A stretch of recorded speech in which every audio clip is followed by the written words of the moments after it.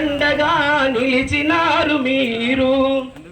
మాలో ప్రేమ, ఆప్యాయతలు, అనురాగాలు ఉండాలని అందమైన అనురాగం పోసిన వారు, అందమైన అనురాగం పోసిన వారు అనునిత్యం బహుజనులకు తోడు నిలిచినారు.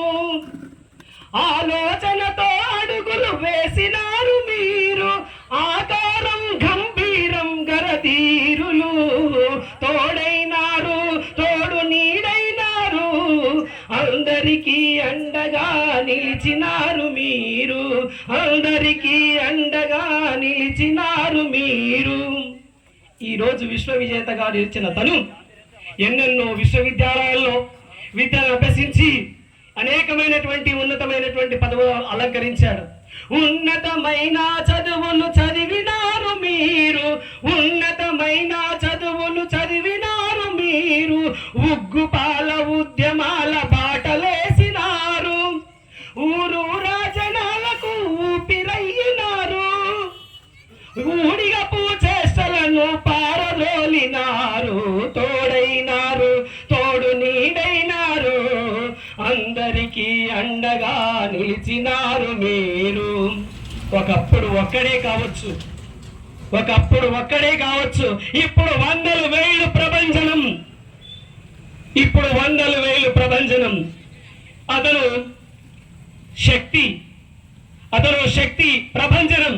కాబట్టి ఒక్కడిగా ముందుగా అడుగులేసినాడు, ఓనమాల ఓట ముక్కు నేర్పినారు మాకు, ఓనమాల ఓటు హక్కు నేర్పినారు మాకు.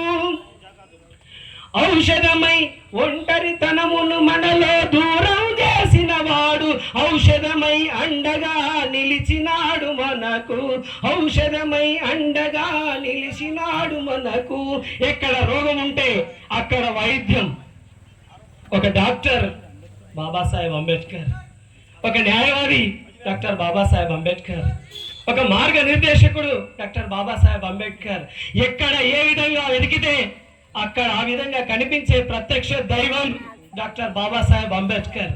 కాబట్టి డాక్టర్ బాబాసాహెబ్ అంబేద్కర్ పుణ్యమానే ఈ రోజు ఇంతమంది కూర్చున్నాం, నిలబడ్డాం, చదువుతున్నాం, ఉద్యోగం చేస్తున్నాం, ఓటు హక్కును వినియోగించుకుంటున్నాం, దేశాన్ని పరిపాలిస్తున్నాం, ప్రపంచాన్ని శాసించగలిగే శక్తులుగా తయారవుతున్నాము అని అంటే డాక్టర్ బాబాసాహెబ్ అంబేద్కర్.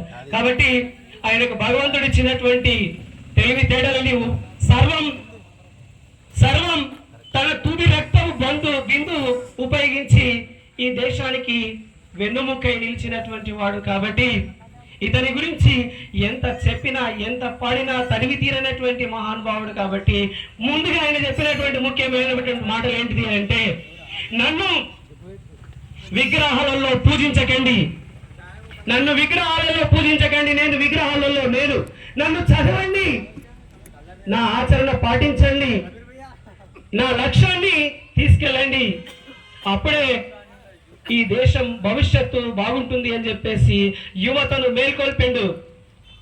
నిద్రపోతూ కనేది ఒక కళ, నిద్రపోతున్న జాతిని మేల్కొల్పేది మరో కళ. కాబట్టి కళ కోసం కాలు, కళ ప్రజల కోసం, ప్రగతి కోసం అన్నాడు మహాకవి శ్రీశ్రీ. కాబట్టి వాళ్ళు చేసేటటువంటి ప్రయత్నంలో మనవంతు ప్రయత్నం చేయాలని తెలియజేస్తూ ఈ అవకాశం ఇచ్చినటువంటి జై భీమ్ యూత్ ఆర్గనైజేషన్ కి, నాతో ఉన్నటువంటి జై భీమ్ మిత్రులందరికీ ధన్యవాదాలు.